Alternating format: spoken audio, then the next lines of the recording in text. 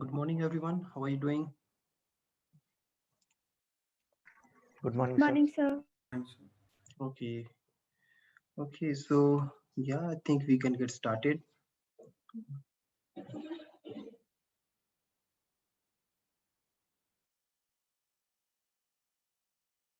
So, today is the project proposal due. I hope you all are on time and will be submitting your proposal.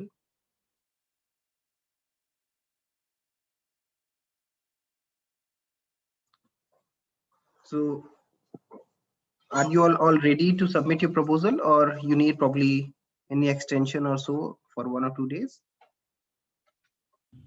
So 1 or 2 days will be good if you could give us only Yes, one sir. or 2 days. Okay, sure. So, what we can do, we can definitely give 1 or 2 days extension. So, that's not an issue. Apart from that, anything else? Uh, Uh, so, so so Sir, assignment I this assignment one is released. So you have 10 days time. So please complete that.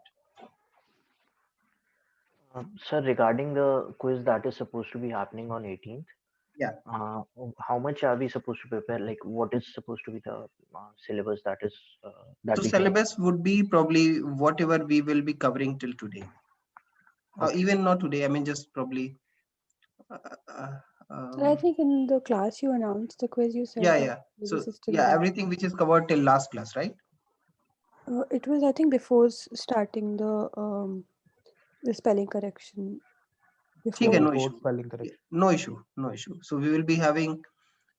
Yeah. So if there is any changes, probably I will tell you specific sections that you have to cover. But hopefully, yeah. So everything is covered before spelling correction should be okay, right? Okay, sir. Okay. So yeah. So everything before spelling correction should be okay, not an issue.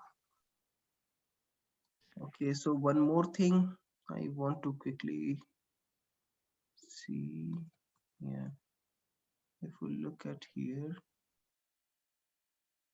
notification. Yeah. So far, I mean, yeah, we have prepared a kind of doubt clearing session, but seems that no one is attending that. I mean, that is perfectly fine. It seems like you don't have doubts or you don't have anything to ask. So earlier, I have asked my all TAs to be present on the given time slot which I have asked them to. So, but it seems like some students are not attending. I mean, yeah, it is. I cannot basically force TAs to be there.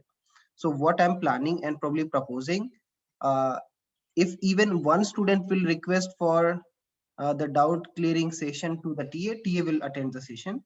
But as a student of that group, you have to inform TA. You want to have doubt clearing session or any discussion. Again, doubt clearing session is not only for the topic which we are covering in the class, but also for the project discussion or probably the presentation discussion that you are doing, right?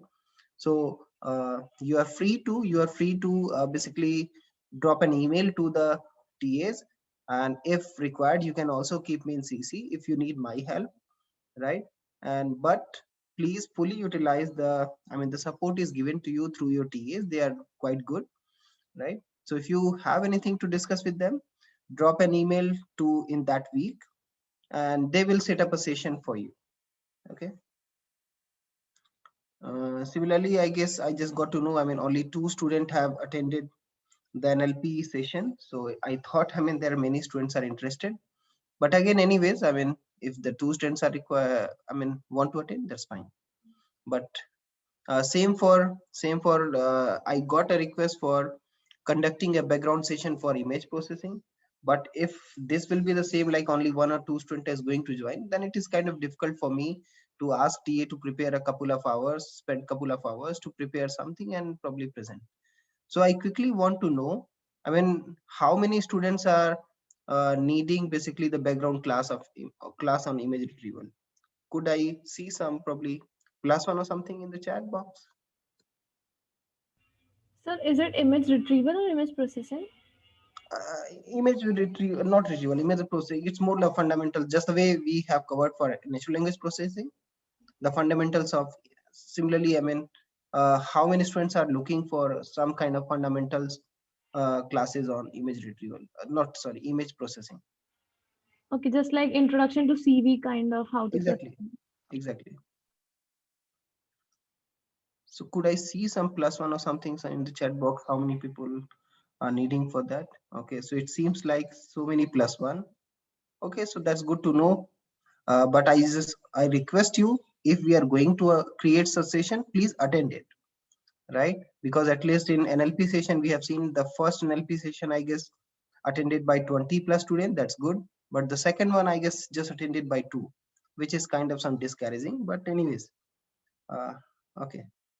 Okay, so we will try to set up a introduction to image processing kind of session as well. I will see, I mean, who can take and so on. In the next class, not in the next class. Yeah, in the next class, we have the quiz. And a class after that, that is on the next Tuesday, we will be having one invited talk by a Cisco person. I mean, he's having a 12+ years of experience with distributed computing, and I hope that will be very, very useful to you. So I have requested him to probably cover some indexing as well, how the indexing happened at AWS, and how basically the people, big companies like Cisco and probably others, deal with like a huge amount of data, like how do they use Hadoop and probably other distributed computing techniques to process the data. So that will be in the next Tuesday class. Okay, any other questions before we proceed? Sir, Yes, Ashi. sir, I have a doubt regarding project proposal. So, what is the maximum limit of LaTeX pages for project proposal? Is it mentioned anything in the report, the guideline that we have shared? No, sir. If not, then you are free to write anything. I mean, but ideally, I think for project proposal, 3 to 4 pages should be good enough. Okay, sir. Yeah. Okay, so regarding project proposals, as we have discussed, probably we'll give a 2 days extension. And okay. So, and the group presentation was scheduled today. Yeah, so that will be after the class. I mean, towards the end of the class. So this is a very where is that? Yeah. So this is very quick rubric that we are going to follow. I mean, I have shared this in the previous class as well, I guess class before that. So there is total 3 marks for your project the group presentation, half marks for the how clearly you define the problem statement, half marks for how you kind of do the literature survey, how the probably similar or probably the closest system you have found and its limitation. 1 marks on how novel or probably what novelty you are adding on the system, and feasibility, because as we have asked, I mean, this project presentation need not the group presentation need not has to be probably your project presentation. It could be different. The idea here, we want you to probably think out of the box. What if you have to probably propose something which even may not be feasible to implement at least immediately? We don't want to do the implementation. We just want to see how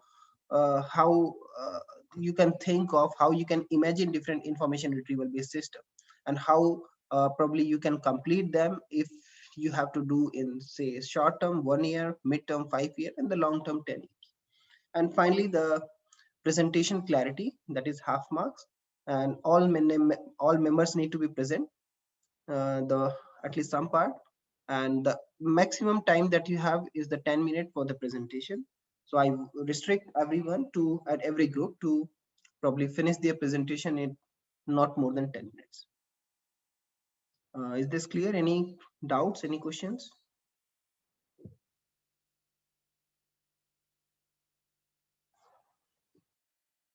Okay, so I believe it is clear enough. So I had one concern regarding the project. Yes. Let's say if we try to solve something novel and we are not able to achieve results better than the state of the art, or as we are adding something novel. Is it about project, or is it about the project group presentation? It's about the project. Okay, so regarding the project, as I said earlier, right?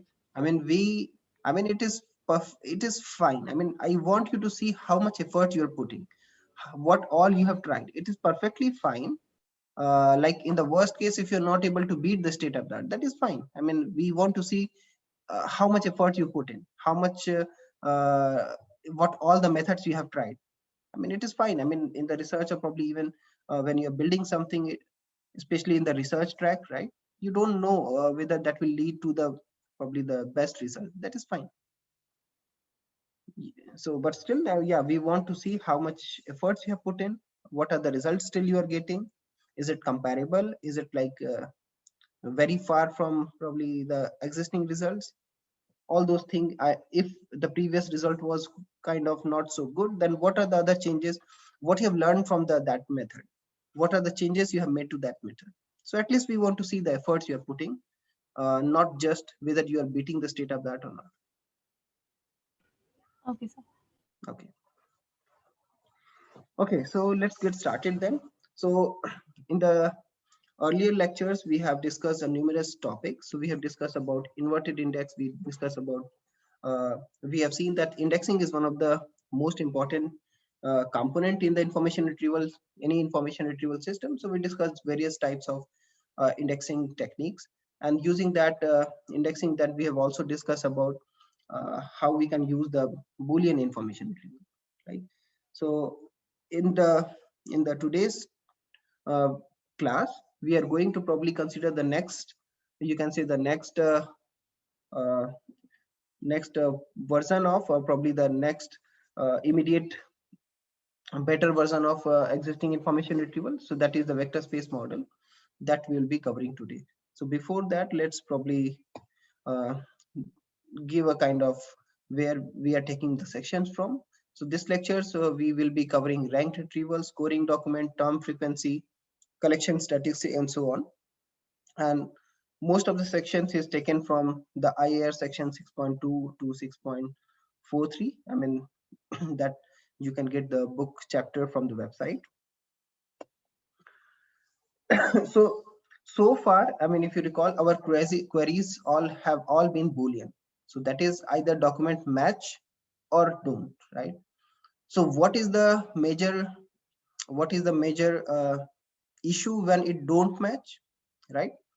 If it don't match, it means probably you are not going to have even a single result.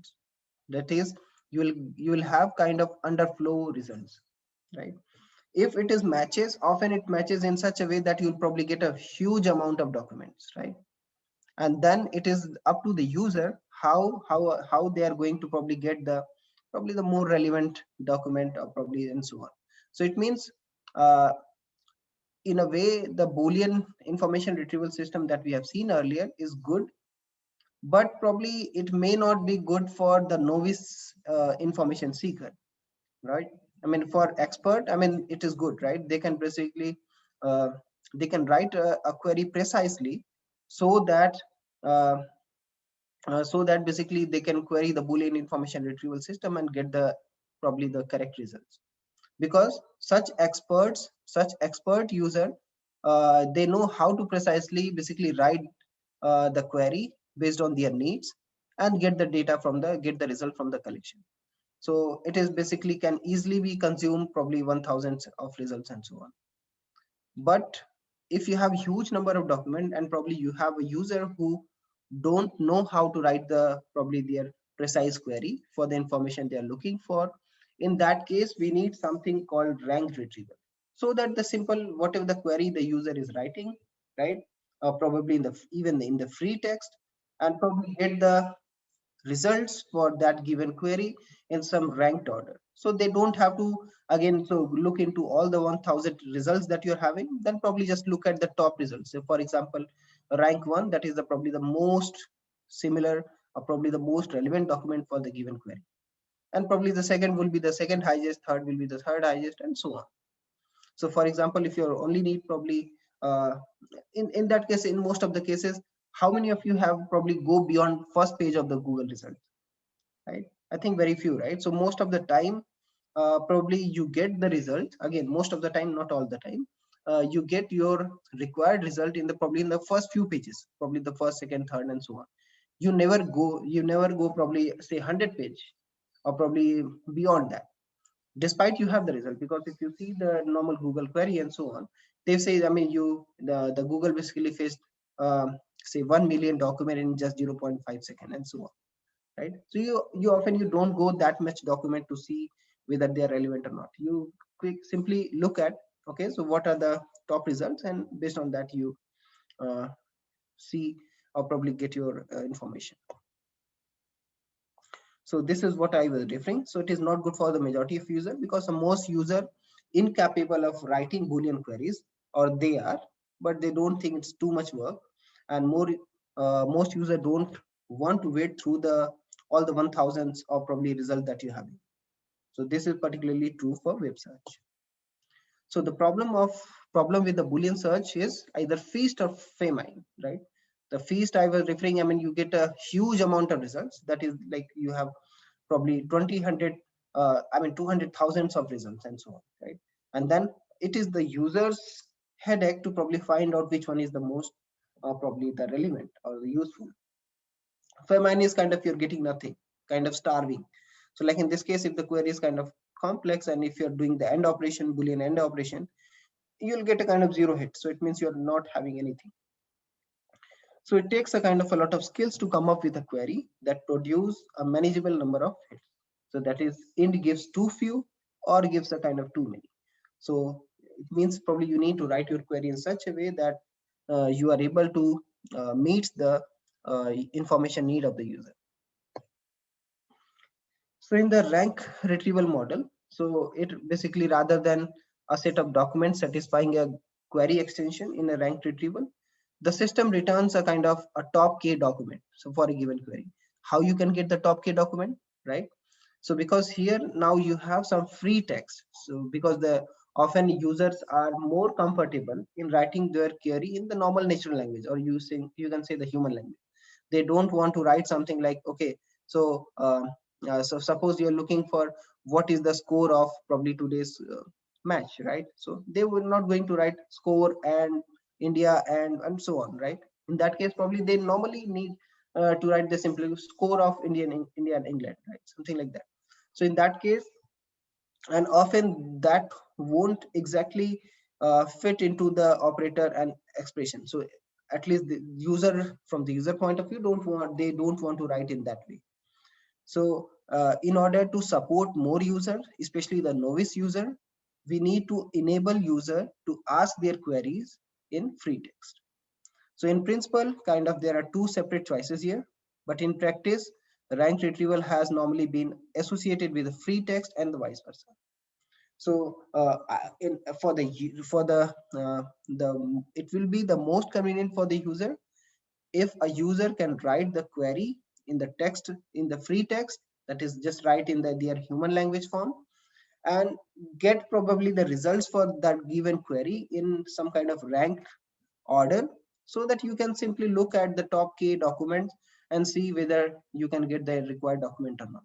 And in most of the cases, I mean, the user's information need is satisfied by the top K document that you have. So this is also probably you can say and perform an analogy.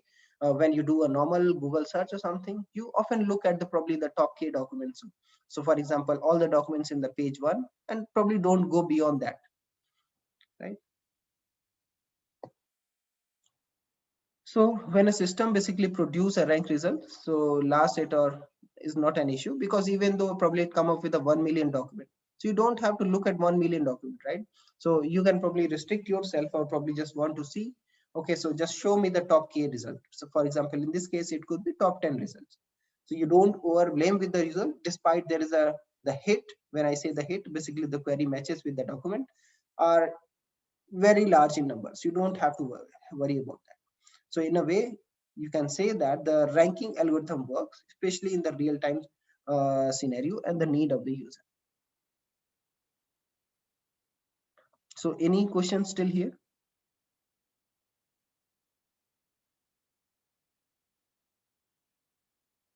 Okay, so it seems all fine. So scoring as the basis for ranked retrieval, because if we are going to rank all the documents for the given query, right? So you need to basically somehow compute the score, right? Because based on that score only you can rank. Either like mostly when we say the score is high, it means it has high similarity, or probably the document matches very closely with the given query. In that case, I mean, if you simply have to provide a ranked result, sorted result for the list of document that you have, and probably user can just quickly look at the top key document. So in this case, like we wish to return in order the documents most likely to be useful to the searcher, and how we can basically rank the document. So simply you can assign a score of say 0 to 1 to each document for the given query. And how you can compute this? So you need to basically measure how well the document and the query matches. And how you can perform this matching? By computing some similarity score, right? So in the previous classes, someone has mentioned about cosine similarity. Someone has mentioned about Euclidean distance. So you can say the distance and similarity could be some metric through which you can compute this score, right? Can anyone comment on how the distance and similarity related to each other? So 1 minus distance equals similarity. Okay. So 1 minus, in that case, you're suggesting like the overall, you can say the distance is kind of 1, right? Can you also say that they are inversely proportional? Yes, Yes, sir. sir. Yes, sir. Yeah. Yes, The larger the distance is, then probably the lesser the similarity, or probably the higher the similarity is, then probably the lesser the distance is. Okay, so just keeping that in mind, in the later slides, we'll be discussing how basically they are related to each other, and what are the drawbacks of one, and why the probably other has been proposed. So in the previous class, we have also discussed about the Jaccard similarity, right? You can compute the Jaccard coefficient. So for example, in this case, you have you need to see how much overlap is there. So for example, you have a two set A and B. So in this case, probably A could be say query and B could be the document. In that case, you can compute the similarity, and in this way, uh, compute this basically the coefficient and see. For example, if you have two same documents, right? Or probably if you have two same set of numbers, it means overlap is perfect, right? So the score will be 1. And if you have two disjoint sets, in that case it will be 0, because A intersection B is 0. So basically it always assign a number between 0 and 1. So 1 in case of perfect matching, 0 in case of so nothing matches, and so on. So in case of Jaccard coefficient, you can also compute the score and rank based on that. So like in this case, what is the like query document match score that the Jaccard coefficient computes for each of the two documents below? So you have two documents here and you have the query here. So you simply have to compute the Jaccard coefficient, and you can basically compute the score. So is there any issue with the Jaccard coefficient? Right.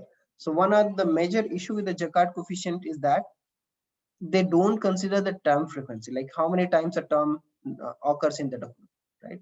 So do you think the term frequency, or probably the how many times a particular term is coming in the document, is somehow useful in the scoring?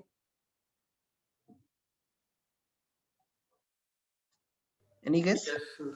Right? Yes, sir. Like we would like to promote more frequent terms, and we may also like to promote like rare terms in some cases. So ideally, you can see, I mean, so if some terms that you're looking for, suppose this is an important term, right? And that term is appearing probably many times, it means probably it may be coming due to some reason, or probably it is more important, right? So so term frequency or the term count is somehow useful, and we'll have to see what is the best way to utilize that. And you can clearly see the Jaccard coefficient don't consider Jaccard coefficient doesn't consider basically the term frequency, right? So this is one of the major limitation of the Jaccard coefficient, because it simply look at the overlap, what all the probably the terms which are there in the query and probably in the document. So rare terms in the collection are more informative than the frequent terms. Are you agree with this? Are you agree with this particular sentence? So simple again. So Jacquard doesn't consider this information. So that's why that is another limitation. But by the way, are you agree with this term sentence? Like rare terms in a collection are more informative than the frequent terms.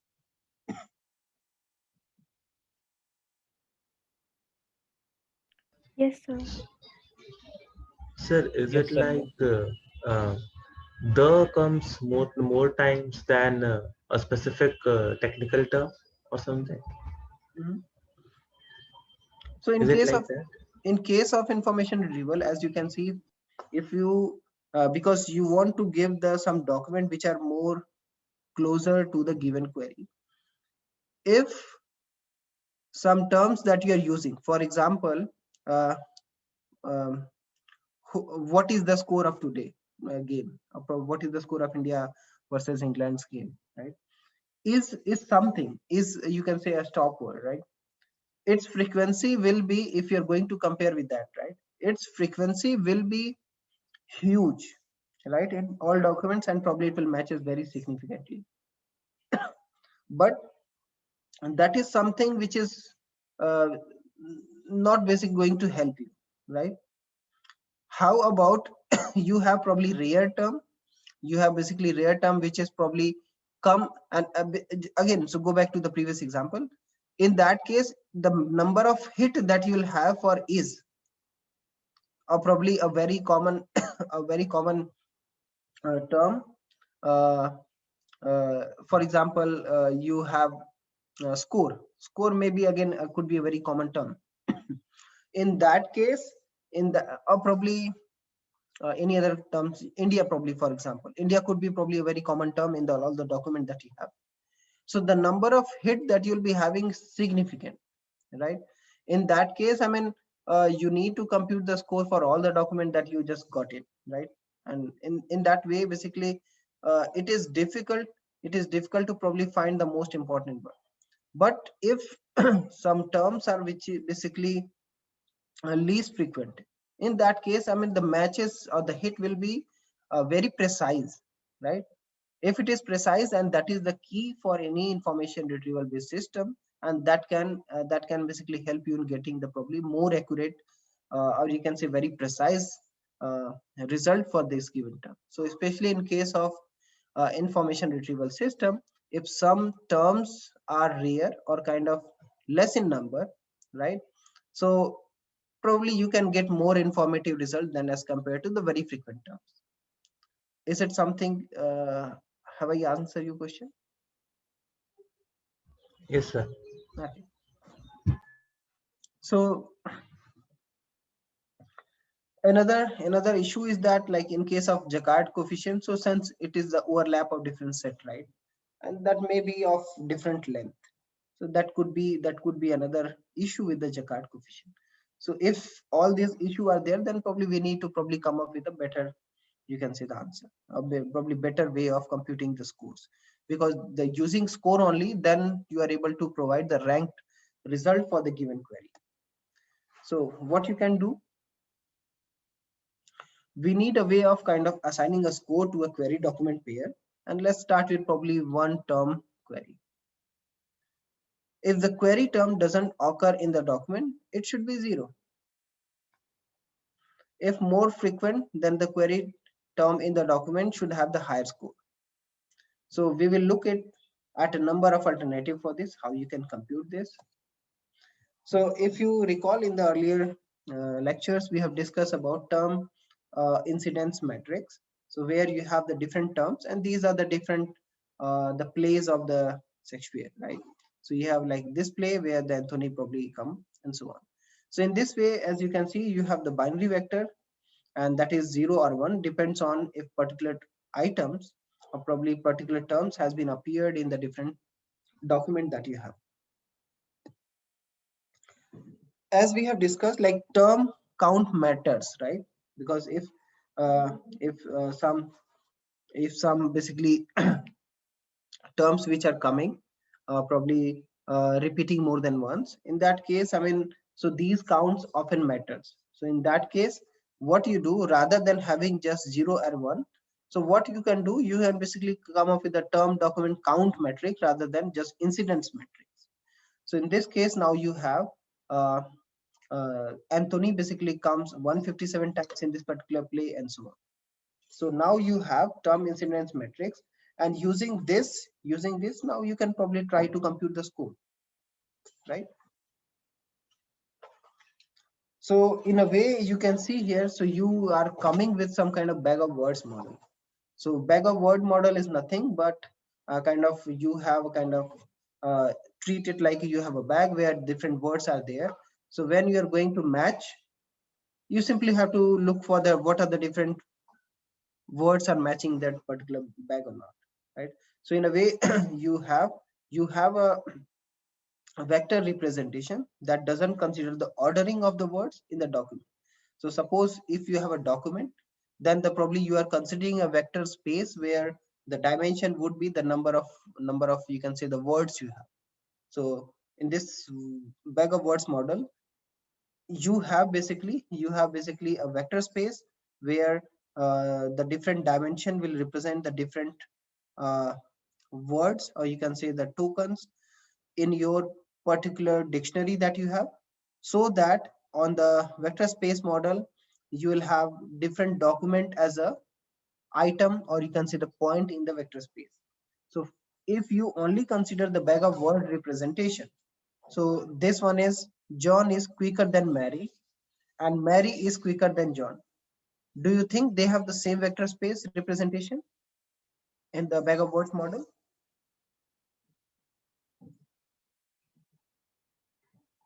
Because if you see, this is one of the bag, right? So this bag has exactly same set of word as compared to this bag. So John is quicker than Mary. Exactly the same set of words is there in the second sentence. Mary is quicker than John, right? So in a way, despite they have very different semantic meaning. So like here, John is quicker, and the second sentence is saying Mary is quicker. Whole meaning has been changed, but since they have the same set of words, right? So their representation will be same. So that is one of the issue with the bag of words model. And in a sense, basically, earlier we have considered the positional index. So using positional index, I mean, we were basically distinguishing these two documents, but in case of bag of words model, we are somehow missing this. So in case of term frequency, so the term frequency TF, basically the T is the term for which you are computing the term frequency, and D is the document that you are referring to. So is the number of term T in the document D is defined as the number of times T occurs in the D. So here the frequency means the count in IR. So often it is called term frequency or the term count. So we want to use this TF when computing query document match score. So that will help us in the ranked order of the different documents from the database for a given query. How you can compute that? Now you have this rank. Now you have basically this term document count matrix. So using this, can you compute this code? So the raw term frequency is not we want, because the issue is that a document with 10 occurrence of the term is more relevant than a document with 1 occurrence of that, but not all 10 times it is more relevant, right?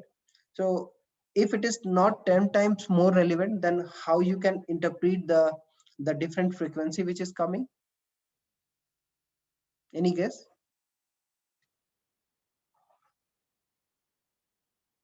So whenever we talk of document here, Mhm. what does document exactly refer to? Like, are we taking paragraphs or like the whole place as one document, or So like here how? the document, suppose we are referring to one web page, for example, Okay.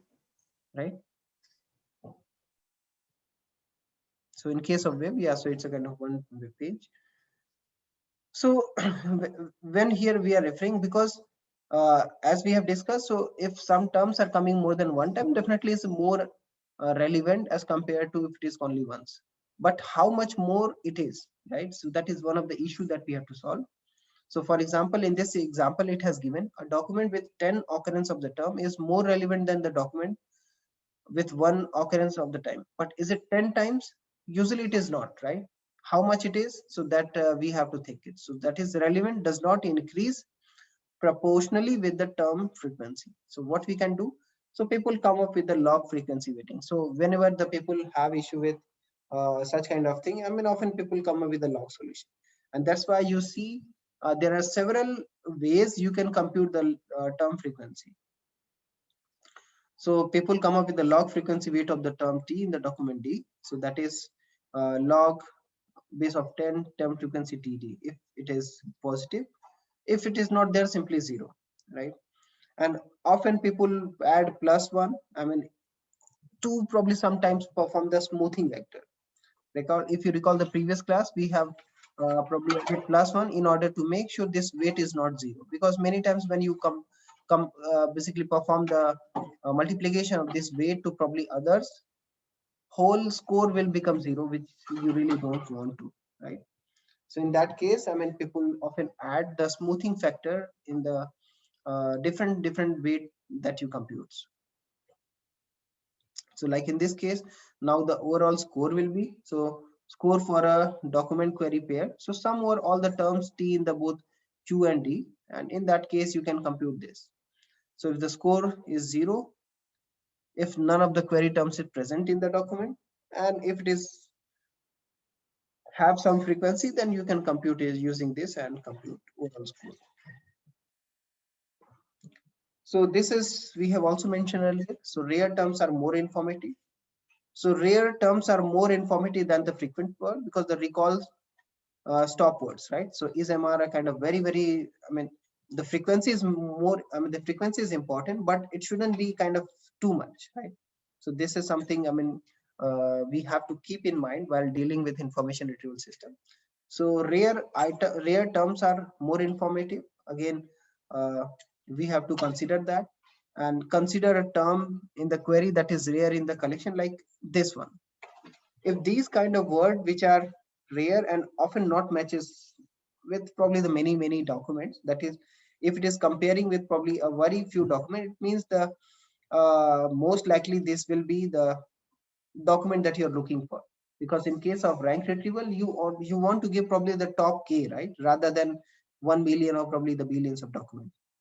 So here the idea is probably how good or probably how accurate ranking you can provide, and that you can provide using probably, if some terms are rare, that will basically help you to achieve this.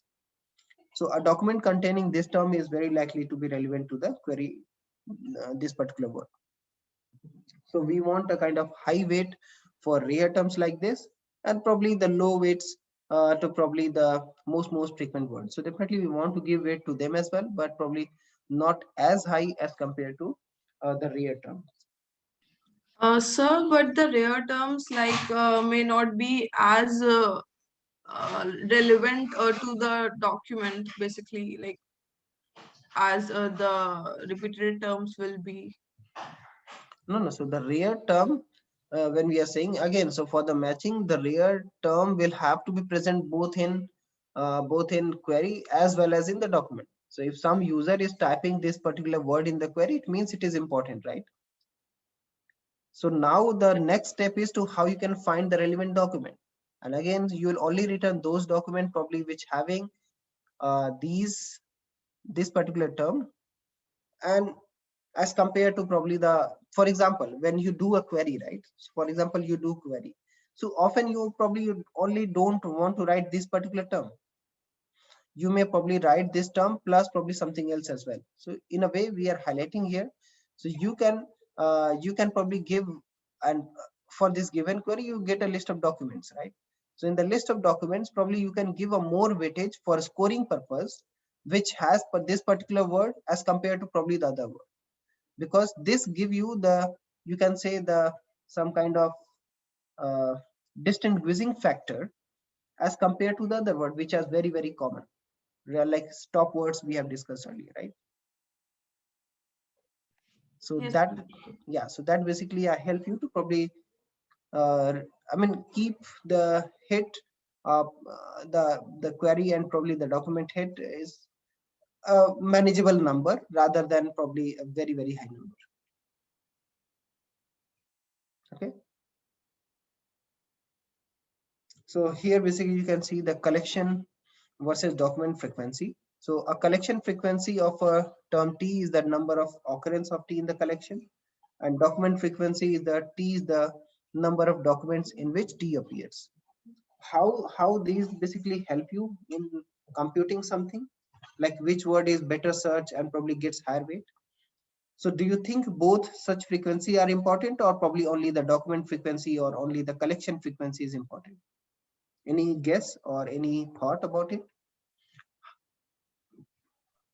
Sir, insurance What is this can be collection more important frequency? word than trust. So collection frequency, you can think of, suppose you have term T, right? And probably you have say, 1 million document, right? So the document frequency is the, you can see in how many document this particular T has appeared. So collection frequency is the kind of number of occurrence in T. So here we are counting the frequency of the terms, right? Because for example, this particular word insurance may have document frequency of 3997. It means it may have appeared in fact it has appeared in these many numbers of documents.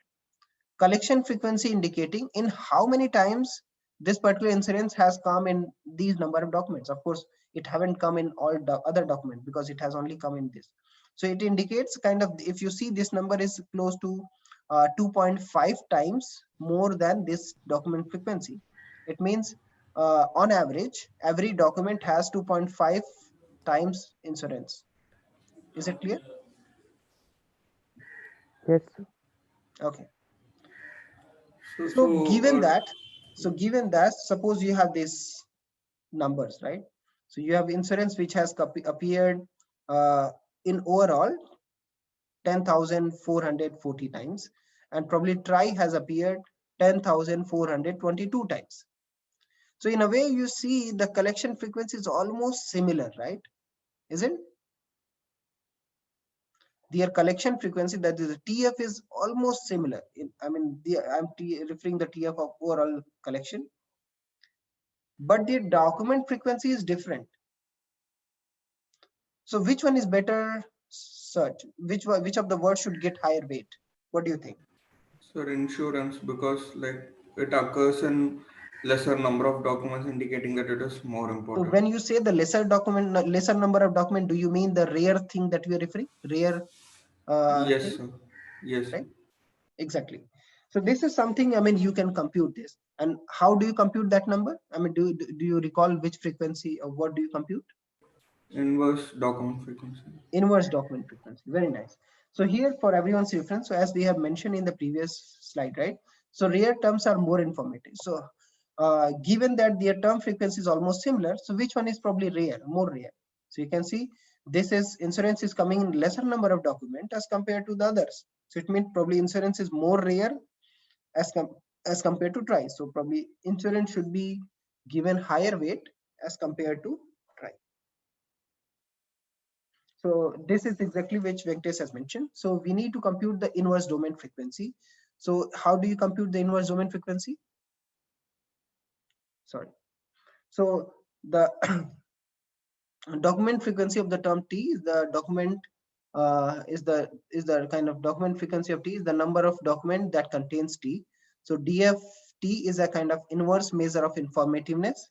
So, and it is always less than n, right? Because a term won't be coming in more number of documents that you have, right? So in a way, DFT will be less than or equal to n. So we define the IDF, that is inverse domain frequency of T, by IDF T by n divided by the DF.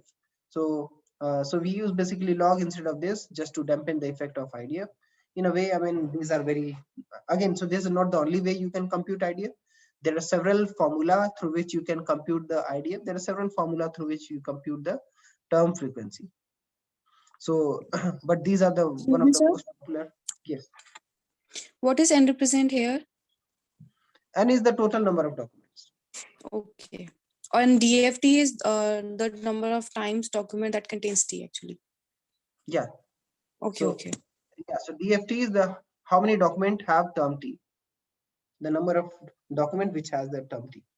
Okay, sir. Thank you, sir. Okay. So I hope you are clear now. So rare terms are important, but the term frequency is also important. So in a way, you have to see how you can find a trade-off. So given that rare thing is important, that frequency is also important, you need to find a trade-off. So now you have the term frequency, now you have the inverse document frequency. So how you can find that trade-off? Any guess?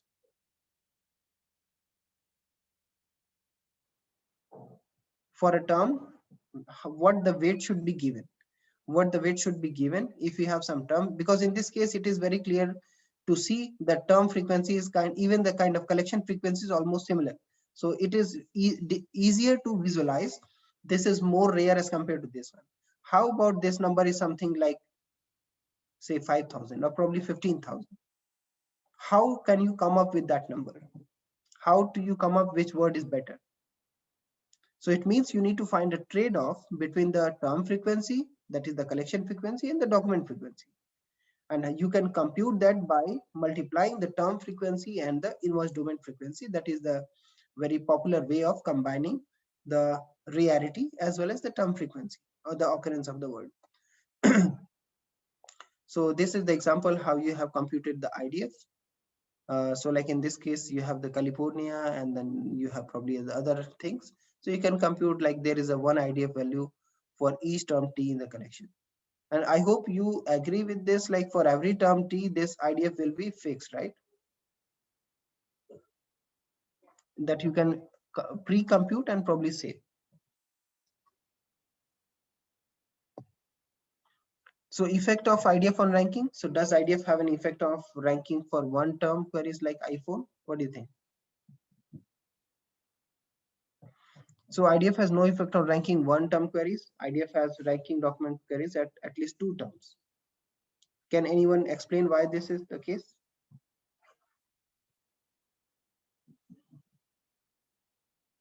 Anyone?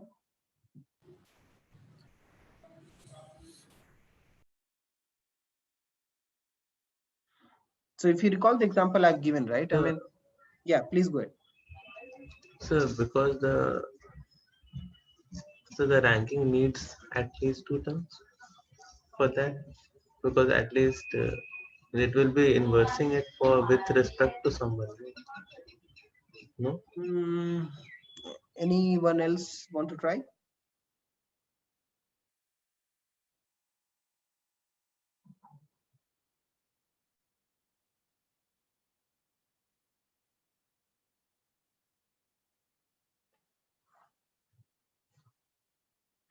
Okay, so think about it. I mean, I just answered probably a few slides back. So think about it. So in a way, I mean, why the idea probably required more than one term? So you think about it. So in a way, I mean, how you can combine the TF IDF, how you can find a trade-off between them. So you need to basically, yeah, you can multiply them, right? You can basically have a kind of common weight by multiplying the TF and the IDF weights that you have. So for example, if you're computing TF weight by log of TF this and then probably log of this, so you can simply multiply and get the weight. And then basically you can find the weight. Yes. In case of a single query, we will have the document frequency as same, but the term frequency would be different, right? In terms of, sorry, could you please repeat again? Yeah, I was saying that if we have only one term in the query, then the document frequency for that term would be the same for all documents, but the term frequency would be different, right? So we would be able to rank the documents according to the frequency. So how would that, like you said, that it does not, like it won't make a difference in terms of one term query. why is that? So could you explain that? So in this case, suppose you have, so let me take an example. So IDF affects the ranking of documents for queries at least 2 terms. This is so because in a way what you are willing to do, you are willing to do, like in this case, which word is probably are more important, which word you should probably consider to probably you which word you should probably consider to give more weightage to compute the overall information, you No, can say the score actually, rating. yeah, they're talking about IDF. I thought it was collective TF IDF. Yeah, so here I'm saying, yeah, so when you have only one, right, so only the IDF is not going to help, right? I mean, Yes, IDF standalone is not going to help right, unless right. probably you have more than one document. So because the whole purpose is to probably compute which word is more important. Okay. Okay, thank you. Yeah, so the best known weighting scheme in information retrieval is kind of simply TF-IDF. That's why nobody, I mean, consider TF in isolation and probably IDF in isolation. So it's not a minus, yeah, just TF-IDF hyphen. An alternative is TF into IDF because often you multiply these scores. And any guess why we don't add them instead of multiply them? So because when we are taking log, like it translates to sort of like addition. And also like weighting scheme, like actually multiplying like helps increase Right, more like in proportion to number of occurrences. right. Okay, nice. So increase the number of occurrence within a document. So in this way, you can increase the rarity of the terms of collection, and you increase the number of occurrence. So this part focus on the number of occurrence. This part focus on the rarity.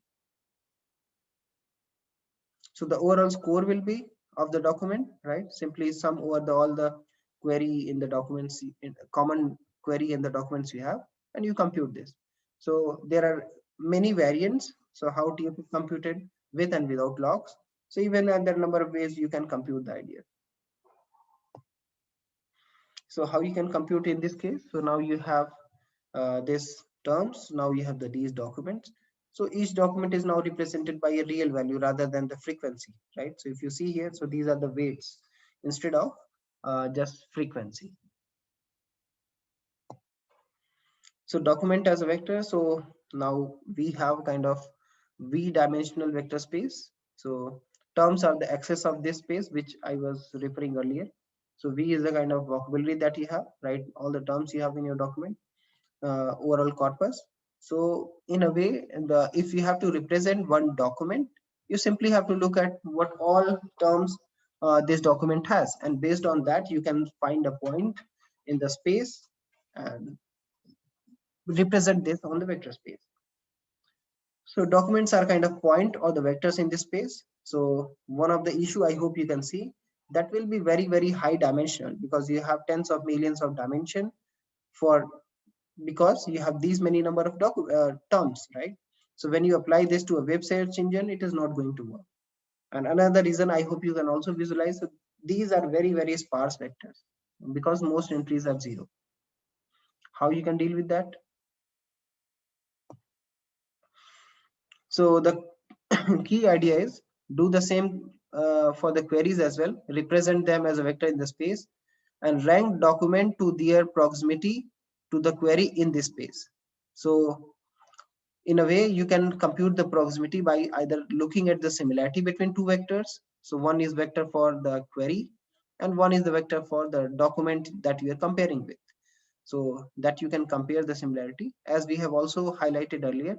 So the distance is kind of inverse of similarity. So you can also compute the distance and just consider the inverse of that. So can you think of the scenarios here? We are going to compare the vector space of query and the vector space of the vector representation of the query and the vector representation of the different documents that you have. Are you going to compare with all the documents in the thing, or is there any way to somehow prune this, or is there any way to somehow narrow down the search space? What are the things do you think can do? What are the different techniques you can probably apply? Any guess? One thing could be hashing, like where we could hash these vectors and we compare only among those that land in the same bucket. So that way, like we can reduce the search space. Something sort of like nearest neighbor search through hashing. Yeah, so some kind of nearest neighbor. Okay, very nice. What are the other things you can do? Can you do some kind of clustering of the documents? So for example, if your query is probably matching with one document, then probably the most of the document will be around that particular, you can say the main document, or you can say the representative document.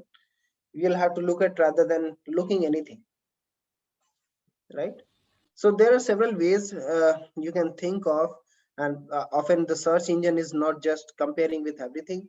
Many times they do a lot of pre-computing before.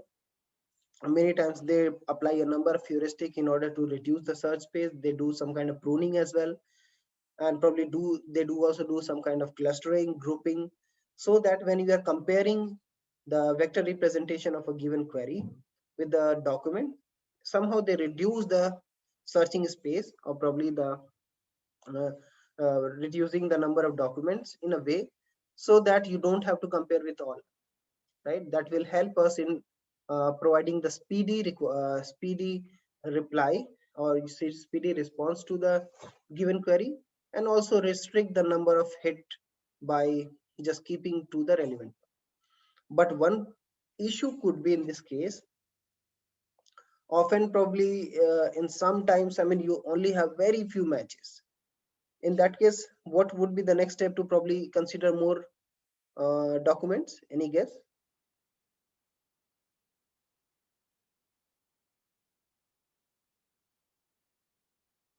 So that's why basically people also come up with kind of some kind of tiers of you can say the documents. It means so first I will look at in the tier like group one. Once if I have enough number of results, that's fine. If you don't have, then probably you go to the other tier, that is the second group that you have, and then probably the third group you have, and so on. So in a way you can also group the documents based on the, you can say, the confidence of those documents, or probably that confidence you can cover. So based on the source, probably based on the quality, based on probably the other aspect you can think of, and so on. So for example, suppose I'm doing a Google search, right? So one grouping could be, so probably I might be interested in documents related to India as compared to probably anything else. So that could be the first tier of that you can think of. But again, I mean, you may not have all the information that you're looking from India only. So probably the second tier you can think of, probably the documents probably which are similar to the tier one, but probably a bit far, or probably less confident as compared to the second one. So this is something, I mean, the people often do. Okay, so where we were. Okay, so this is some of the points you should keep in mind while doing comparison of, or probably computing the similarity or distance between the queries and the document. So how, let's formalize now. It's a good time to formalize the vector space proximity. So the first cut is kind of distance between 2 points, right? If you have to compute the distance between 2 points, so you can simply use the Euclidean distance, right? But do you think the Euclidean distance is the correct way of computing the distance between 2 points? Like 2 point is the 2 document or 2 vectors? Or if we use the Euclidean distance, then what could be the issue that you can see? So it relies only on like magnitude. Yeah, it will depends on the magnitude, right? And in that case, what will happen? Can you give some example when Euclidean distance can fail?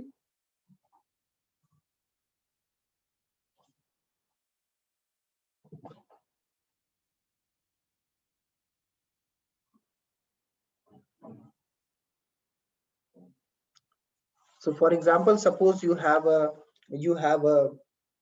vector, all the entries are probably say 1, right? So assume assume say the vector, your vector size is say 5 dimension, right? So all the five entries are 1 1 1 1. There is another vector which is say just double in size or length, and its values are, for example, 2 2 2 2 2.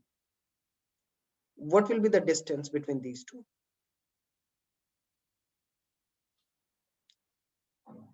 Ideally, do they represent the same thing or different thing other than length or probably magnitude? Semantically they are same, right? Or isn't it?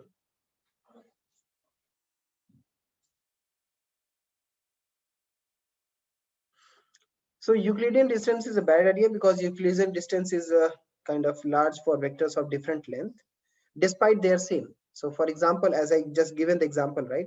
So you have a vector, say v, right? If you just multiply it by some, says make it 2v, just multiply a scalar 2 and make it 2v, or probably multiply a scalar 3 and make it 3v, right? In a way, I mean, if you see, all the vectors are same, right? I mean, only the magnitude is changing. But now the just increasing the length, I mean, this particular distance is keep increasing. Ideally it shouldn't be. Can you give me some real-time scenario for this? So for example, suppose how to relate this. So for example,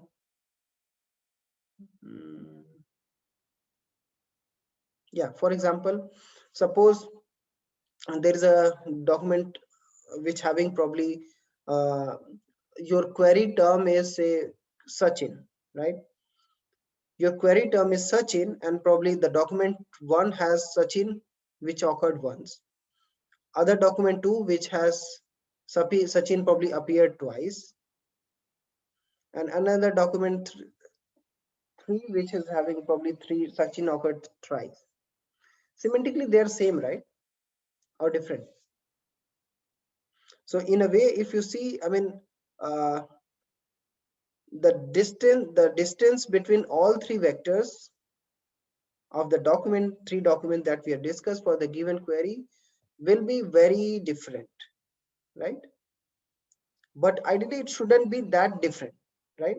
Because I understand that if some documents having more frequency TF, then it should be probably given slightly higher weight. But making it 3 times is something that may lead you to probably wrong result. Are you agree with this? Probably show me some example, then I think it will be Yes, like I think even for the same terms, if we multiply like a weight term, it might be scaled and it would increase the distance, though both are same. Like, would that be a good?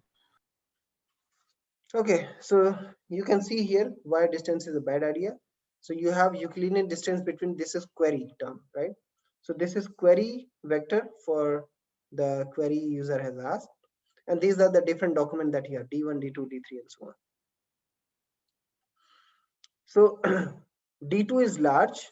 Even, I mean, you can see this is another example that you're considering.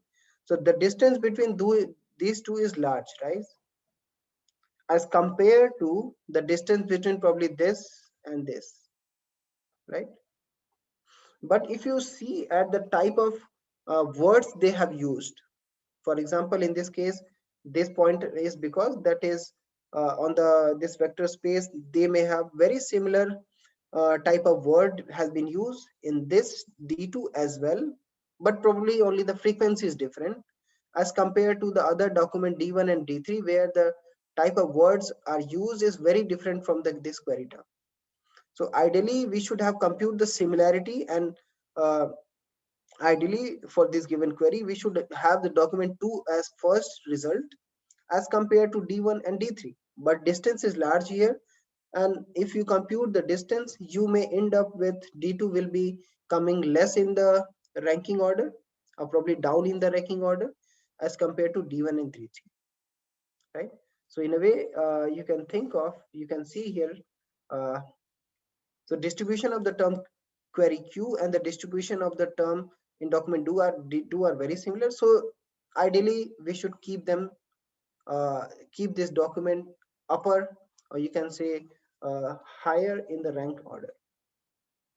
So but using distance we somehow missing this, right?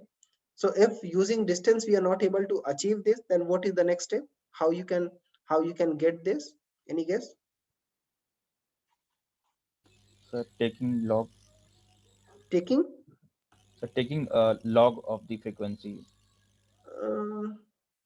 But that log will be again will be equivalent, right? You take distance is this. If you take log of this and you take the I log mean, of it this, will dampen the frequency exactly. in the same Yeah, way. so that will dampen. I agree with you. Yeah. But again, the problem may be remain same, right? What in that case, what could be the solution?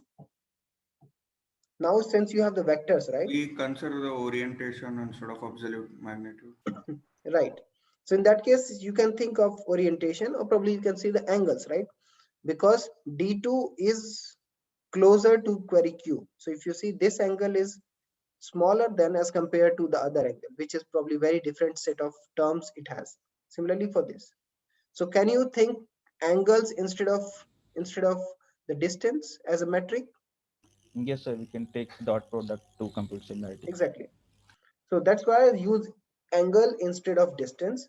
So through like experiment, take a document D and append to itself and call it kind of document D test. So semantically they are same, right? The same thing I was referring, right? Whether a document has one such in or twice or probably thrice. Semantically they are similar, right? But that will be more robust when you use angle as compared to when you use distance. So like in this case, if you just probably add two more terms, it will probably only the length probably increase, but the angle will be remain same. So the angle between two document is 0, corresponding to the maximum similarity. So you can see here, this is kind of inverse of, or you can say 1 minus distance, because if two documents are same, the distance will be 0. Or did I say wrong? Yeah, so distance will be 1. But the no, sorry. If two documents will be same, right? So in that case, the similarity will be high and probably the distance will be 0. So the key idea is rank document according to the angle with the query instead of distance, because we have seen distance are kind of not much robust in this case. So that's why computing the angle will be the answer. Which angle you should compute? Now you have seen that the angle is a one solution, right? So which angle you should consider? What kind of angle you can compute?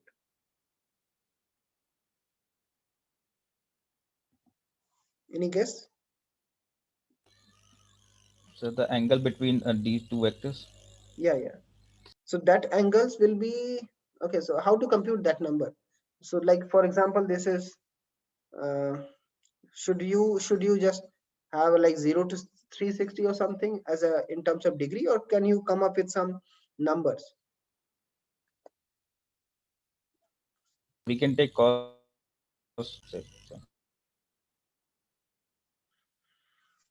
So in order to map to real values, so you can just compute the cosine, right? So cosine is a kind of monotonically decreasing function for the interval 0 to 180, right?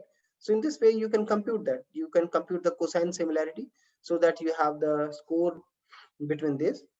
And so in a way, basically you have the following two notions which are equivalent. So ranking documents in decreasing order of the angle between the query and document, and rank document in the increasing order of the cosine, right? Because if cos 0 is 1, right? So in a way you can see these are the same thing, right? If you have to It's like cos is not linear with the angle, right? Cos is not linearly dependent on the angle, right? So like on higher angles we will have more similarity as compared to lower angles. So but it ranges from -1 to 1, right? No, of course it does that, but I'm asking that say for example from 0 to 45 we will have a difference of half in the cos value, and then 45, like 1 by root 2, and then from 45 to 90 we will have a like higher difference. Although both of them are 45 degrees of difference only. Okay, got it. Got your question. So does it have to be same? First thing, because if you recall, I mean, we have discussed, right? If you are increasing the probably the terms, it probably won't increase in linearly, right?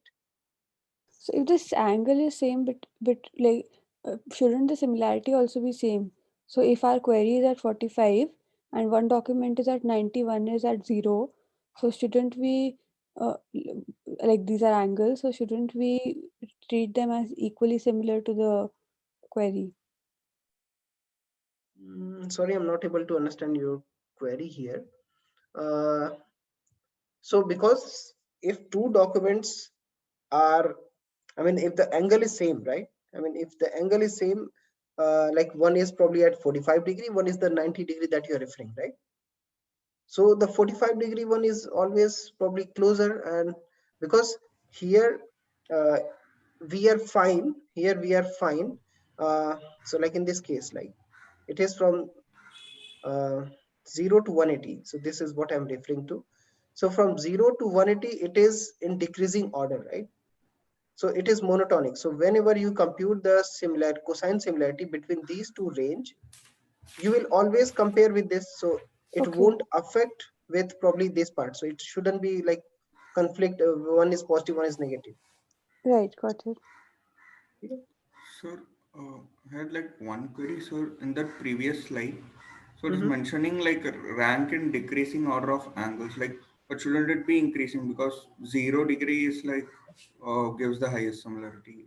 Like what does decreasing order of angle imply here?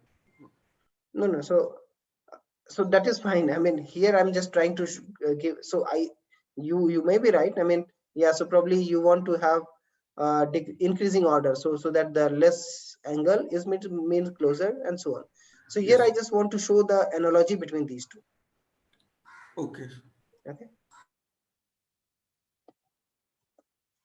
So often one thing you have to do, you need to perform the length normalization, because the different vector may be of different length. And the best way people probably perform the length normalization is by computing the L2 distance.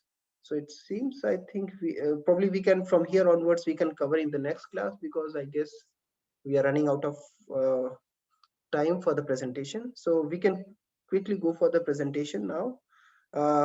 Who will be presenting today? Please tell me the name. I can make you co-host. Please tell me the name. Sir, our group 5, Please tell me, name. Sir Pramil, Ankit, Suvarna. Who will be presenting? I mean, sharing screen. Ankit, you, Suvarna, you are here? Yes, sir. So I'm Who is sharing? Please tell me the name. Suvarna. Okay. So Suvarna, I make you co-host. You can share the screen now. And who will be the other group? Please tell your name. Who will be presenting? Yeah, sir. I'll be presenting Rishabh. Okay, Rishabh. Bafna. Okay. So you can go next. Okay, so Suvarna, you can share screen, and yeah, please go ahead. So please try to wrap up in probably 8 minutes or 10 minutes, not more than 10 minutes, but 7 to 8 minutes even would be good. Please go ahead.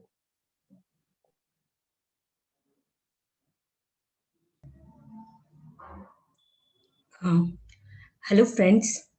Today we are trying to talk about a topic in which we are proposing a search engine for a disabled person.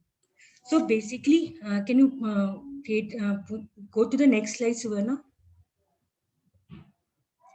So basically, the existing system today are either like text-based or a voice-based, or either in the combination of both of them. But for when we are talking about multiple disabilities, we need more than just a voice-based or a typing-based. So we are targeting the point where we can cater the problem of multiple disabilities. We are trying to create a web-based search engine for a person having a multiple disabilities. Next slide, please. Previous work. There has been a lot of work done previously to curb these problems. Techniques such as hands-free tracking, which aimed at using a cursor without having to rely on mouse or keyboard commands. It does this by recognizing face or head movements and then translating them into commands like clicks. There are also some voice control systems like Dragon, which basically converts speech to text. And there are also some kind of research done on lip movement to speech translation. The basic limitation of these techniques is that it is targeted only for a specific kind of disability, like SIP and PUF system, which is mostly used by someone uh, who has substantial disability. Next slide. Proposed solution. The solution that we are proposing is a search engine which can work with multiple gestures all together. It will be able to detect and interpret eye movement, lip and tongue movement, as well as hand gestures. The idea is to target a larger portion of disabled community by providing option for multiple gestures. The search engine will also be able to give personalized recommendation to each user using face recognition. This can be helpful in situations like getting recommendation for suitable tourist destination. Next slide. If we look at a flow diagram, the first user will generate a query using his hands, his eye movement, and his lip movement, which our sensor system will capture. Our sensor system will consist of a camera, a microphone, an IMU, accelerometer, and gyroscope for capturing the hand gestures as well. Just a quick question. So here, do you mean that when you get the eye movement as well as the lip movement and probably others? So I hope you want to capture one of them, and based on whatever the input you determine, you probably want to find out which kind of disability it is, and accordingly you can provide the help, right? Is it? Yes, sir. Yes, sir. So actually, there are two methods which we were thinking. One was we can either concatenate the results of all three, and that would be a query, or the second method would be identifying which sensor got activated, and the query will be generated just on that. So which one is more realistic? So which one is more realistic?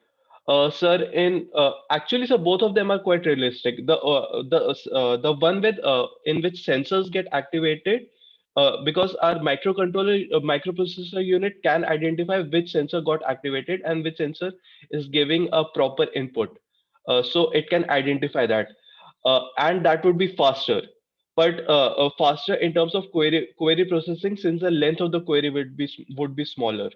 So and the second system, which is like concatenating all three, it would save time in terms of generating the final query, but in terms of processing, it could take more time. So these are some of the issues which our system could have. Then whatever in whichever form we generate the query, it would be sent to the cloud where it will be processed. Here again, since it will depend on the technology, because if we use a cloud, there are security issues, but a local database could be quite small. So that is again something that would depend in the future.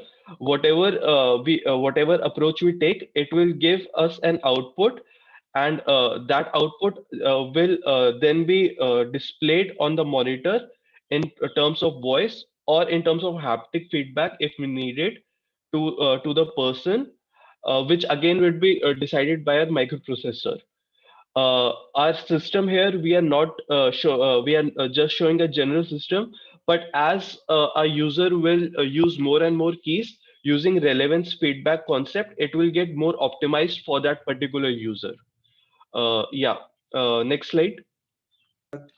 So if we look at the feasibility, so can you quickly comment on what kind of relevance feedback disabled people can give, and how you again, if it is possible for you to determine, so which kind of disability it is, and yes, sir. Let's say if I take an example of someone who's using his hand gestures. Now there are standard things like American Sign Language, or let's say normal pointing fingers 1, 2, 3. those are the standard ones. But let's say if someone is disabled and doesn't have a finger, let's just say, so he might use a somewhat different symbol, and he might use it more frequently. So once we are generating, once we are generating that, it will go into the microprocessor, and if once that query is replied, and the user can somehow specify that, yeah, this is the correct result that I was expecting, then it would be like it would be relevant, that document or that result would be relevant to that particular query. So we can use that as a more frequent response for that particular query. Okay. uh, Okay. So uh, probably another extreme solution, right? So how about building a kind of information retrieval system where you don't give any input? Can you help the people, because probably the person is not even able to give any kind of input, probably just think. yes, that again, that was something which we did discuss. If we look at EEG devices, if we look at some of the work that is done with drones, a lot of universities and labs are working on controlling drones with the EEG device. We can use similar technology with, let's say, wheelchairs or stuff, in which they can command their wheelchair using their EEG waves. Doing something much more complicated like converting EEG to text is a extremely unfeasible solution, at least for next 10 years. But just commanding it for giving directions such as moving ahead, moving backwards, sideways, stopping, that is something that is actually quite feasible for in next 10 within 5 to 10 years. Okay. Okay. And if we look at the things which we were discussing, is actually feasible within 3 to 5 years, considering a lot of work has been done, like lip reading has been done by you guys. Some of the people are working on hand gesture recognition using and sign language recognition using IMU sensors and flex sensors. Eye movement work is also being done in our university for autistic people and ADHD kids with Genensor. So a lot of this work has been done very close to us. So we can actually see that a combined setup would be possible within 3 to 5 years in form of a prototype, and as a product within next, let's say, 10 years. Okay. Okay, nice. Thanks. So Varna? So, sir, if we are if and as and when we are able to implement this system successfully, we can further expand it to be used in various other systems or other applications also, like controlling the entire PC or a mobile phone, or integrating it with the smart homes. And this input system that we have, the integrated system of query input that we have, it can further replace the voice-based input in various smart virtual assistants that we have today.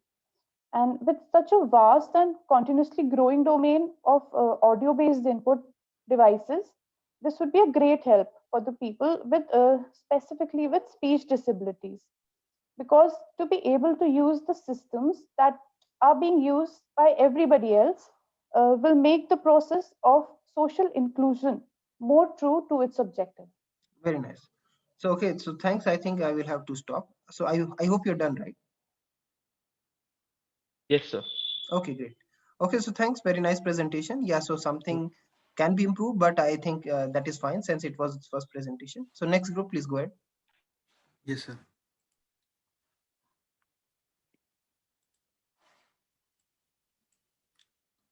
Are you able to see my screen? Yes, Yeah. please go ahead. Good morning, everyone. The topic of our group presentation is a chatbot that can detect child abuse, and we are calling it SISBot, Save Innocent Smile Chatbot. We are a team of 5 members. First, the problem statement.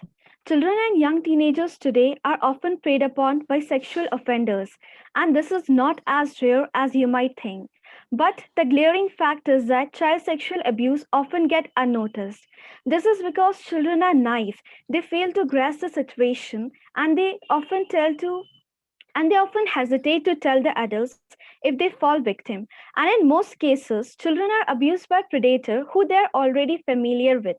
It might be an uncle, family friend, worker in the household, bus driver, etc. Next slide. Actually, the abuse takes place in stages. The offender wears many faces. First of all, they try to establish a bond with the child, but with a nefarious intention. And then there's a gradual start of predatory behavior. At last, when the child realizes that something is not right, the abuser can threaten or coax the child, and in such a situation, child feels powerless against the assault. Next slide. So, in this case, if the child is unable to directly approach the parents, what can be a possible solution for a timely intervention? So, here is our chatbot that can accurately detect such situations. Sysbot Save Innocent Smile chatbot. The main motivation behind our project is this news article published in BBC News in 2018. The article states about this new wave of mental health chatbot like VBot and Visa. This chatbot fails to spot sexual abuse. So we have examined the limitations of this mental health chatbot named Visa by creating some scenarios and testing testing it against some cases. Here is the first example where we have written to the chatbot that I feel not good. Seeing this message, the chatbot is very keen to know about the user's mental health. Now, when we type out, I think I'm being not appropriately touched, then we can see the reply from the chatbot is something that is out of context of the previous message written to the chatbot. It interprets as if something good has happened with the child. Now, going on to the second example, when the child says that he or she is being ill treated by his or her neighbor, we see that the reply from the bot is not at all in sync with the context which the child is referring to or the context which normal human being would understand. The bot fails to capture this context. Going to the third example, we see that on claiming by the child that he or she is being forced to a physical relation, we again see that the reply from the bot is not at all in accord with the feelings of the child, and here the bot fails miserably to detect the feelings of the child. So just a these are the quick few check. examples. So have you tested all this query by yourself in the existing system? Yes. Yes, sir, we have very nice. tested it. Very nice. So these are the few examples where we can clearly see that the bot fails to spot sexual abuse. Now, I would like to hand over the slide presentation to Rishabh, where he would be discussing what exactly sets us apart and few approaches that can make the bot sensitive to spot sexual abuse. So yeah, the next most important question is what sets us apart from the existing systems like Visa. So our chatbot can be masked as a personal diary for children. In the diary, we write whatever happens in the day, what are our feelings. Similarly, it can be masked as a personal diary for children. Next most important thing is that it can accurately detect the context of child abuse. Like the way previously in Visa, it was not able to detect the context of child abuse. So yeah, this is one of the improvements we have made. And the last thing is that we have included support for parental and child services intervention. I mean to say that if something inappropriate is getting discussed through the chatbot, it can immediately inform the parent of the child. So yeah. Now, coming to the proposed features, we have proposed like 7 to 8 features, 3 of which I'm going to tell. Now, the first feature is like we are going to train the bot from previous incidents or cases which are lying on the internet related to child abuse, maybe on social media or other websites. And this will help our bot to improve. And the next feature is that we are going to ask a few fixed questions in a friendly manner every day. Like, did any new person or stranger approach you? Or, hey, did anything weird happen today that you would like to share? Likewise. And the last feature I'm going to discuss is that we are going to connect all the chat history to frame a threat level and summarize list of messages that indicate that the child feel threatened and by whom. I mean to say that by the help of the messages we can get the suspected list who could abuse the child, list of suspects, and the messages which are inappropriate. So this is how our bot will be helpful. Handing over to Aman Dapola. Hello. Yeah. So we have also proposed some additional features for the chatbot. Let's say if the level of threat exceeds a certain level, or if the child is being continuously harassed by a predator, then the chatbot has the facility to switch to an actual human intervener. Let's say the child is guardian or the child is parent. Then also our chatbot would flag some unusual child behavior, like if the child is typing gibberish, or maybe the typing speed of the child is very high, or it would be able to pick up some behavioral context from the child's behavior while using the chatbot, and would inform and notify the parents or the guardians of the child.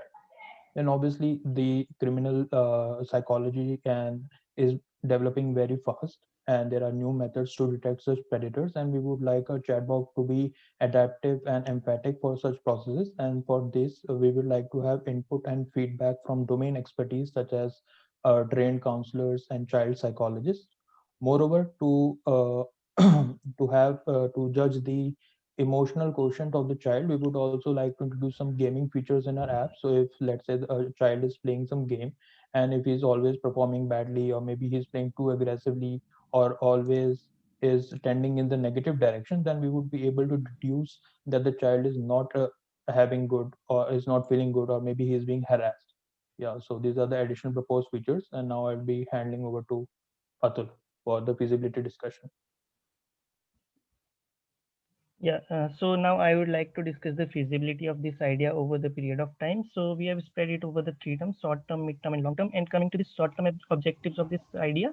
So first objective within the range of 1 to 3 years would be the training the language model in a flexible way, so it can interpret or understand the languages of the child, because generally the way child communicates is different from the adult, because they generally make use of incomplete sentences or inappropriate grammar and various other features of the language. And the second objective would be the accurate understanding of the context. Like when we saw in Visor, it was unable to detect the context of the abuse. So we would like to overcome that shortcoming.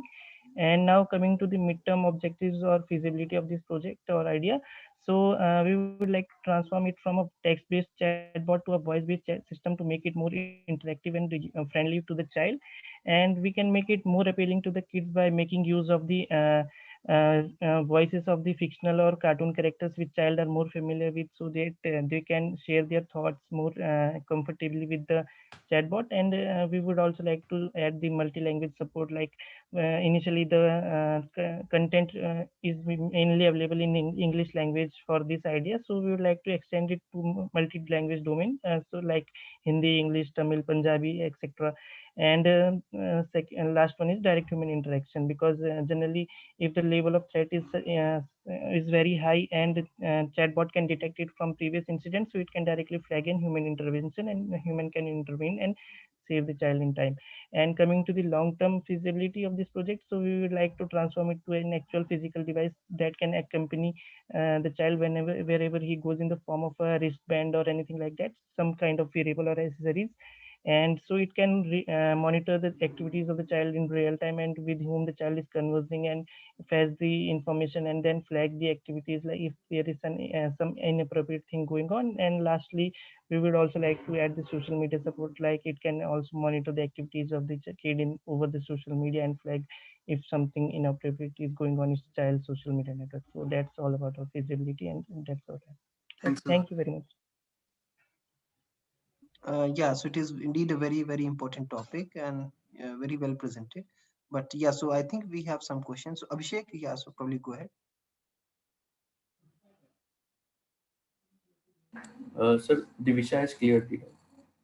Okay, any other questions? So, like, my main understanding is that the slides are not themselves aware, like what to write, and writing everything on the chatbot is not feasible thing that I consider. And the another approach that they propose, like having a wristband, which is also not like will be breaching the privacy. So, like in terms of feasibility, I don't think that it should like work. Yeah, So that's yeah, I would right. like to comment on it. We have studied it over the long term. Like most of Yeah, the okay, Rishabh, go ahead. most of the times child do not say directly about something weird to his or her parents, or like there are many cases you must have seen movies. So a chatbot, a chatbot can basically help in this case.